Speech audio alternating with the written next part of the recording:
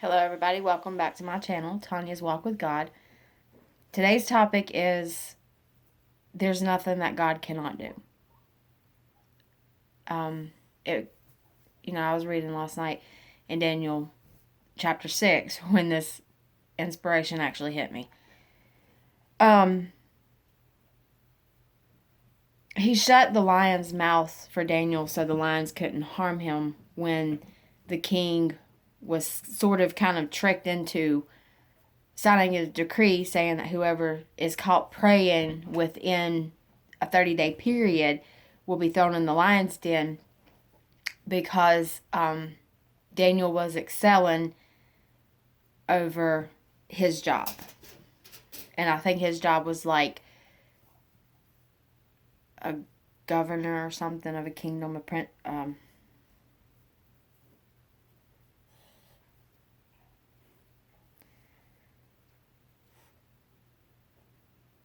I forgot exactly how it's worded, but anyways, so the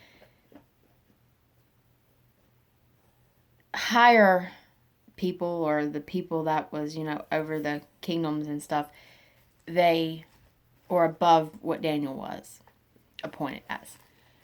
They went and caught him because Daniel prayed 3 times a day.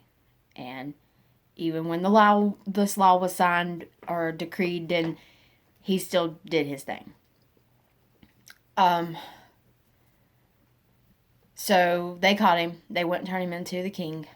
And the king tried his best because he liked Daniel. And he tried his best to find out a way, a loophole, if you will, to not have to throw Daniel in the lion's den.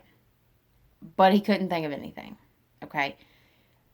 So the king tells Daniel that I hope that the God that you serve will deliver you from this predicament.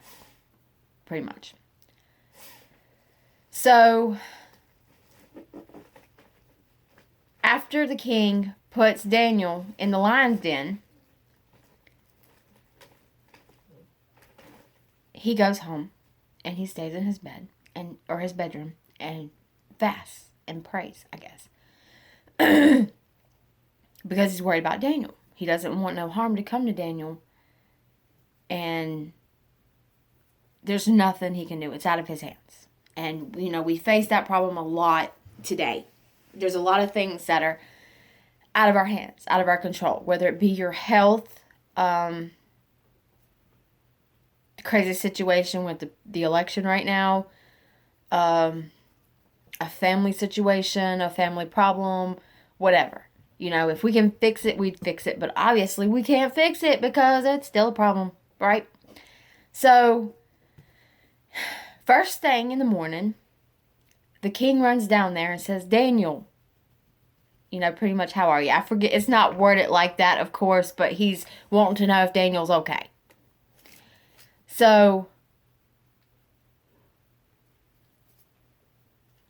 Daniel tells him, long live the king.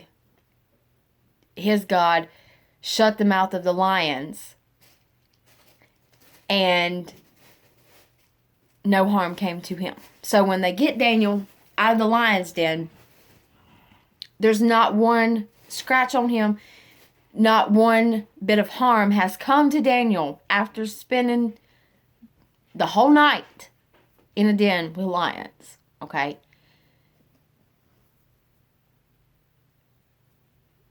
So the king was relieved, but at the same time he was angry. So he goes and he gets the people that was responsible for getting Daniel thrown into the lion's den and their families, okay? Their wife, their kids, whatever. Their whole families. And he throws them in the lion's den. Immediately before, it says before they even hit the floor, the lions pounced on them and tore them apart. Okay? So Daniel's been in there all night, but God protected him. These other people got thrown in there before they even hit the floor after being thrown in there. They was dead. These lions tore them up, okay? If God can shut the mouths of lions so that no harm comes to his servant, there is absolutely nothing that he cannot do. Yes, sometimes situations seem bleak. They really do. I've been there. I think everybody on the face of this earth has been there at least one time in their life. Me, I've been there a bunch. And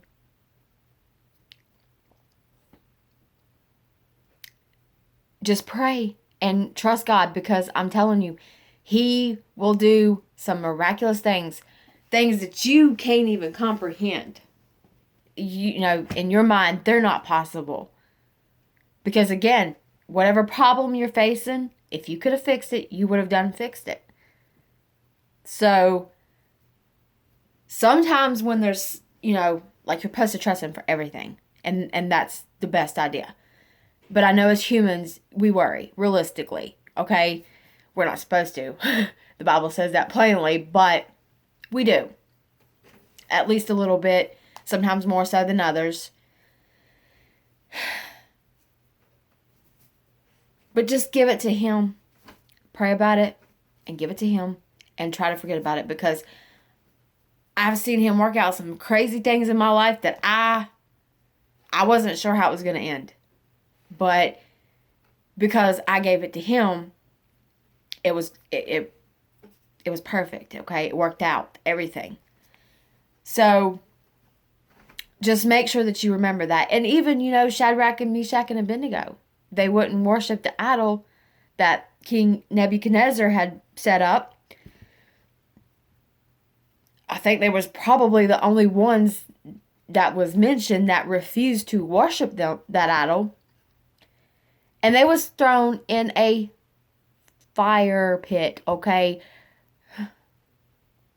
But not one hair on their head was singed. They were not burned in any type of way. If God can do these things, what can't He do? The answer is, there's nothing that God cannot do. So just keep that in mind.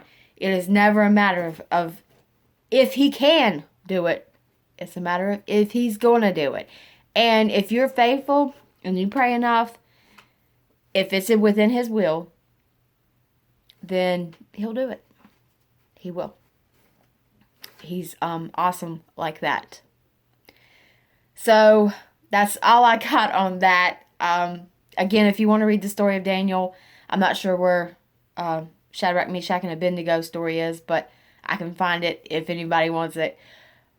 But the story of Daniel in the lion's den is Daniel chapter 6. It's a good read.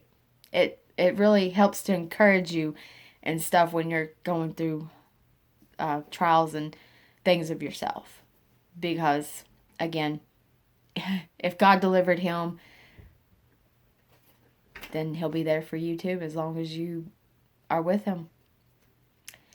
So, with that note, I hope you guys enjoyed this video and that it helped somebody. And if you know of anybody that needs to watch it, see it, please share it with them.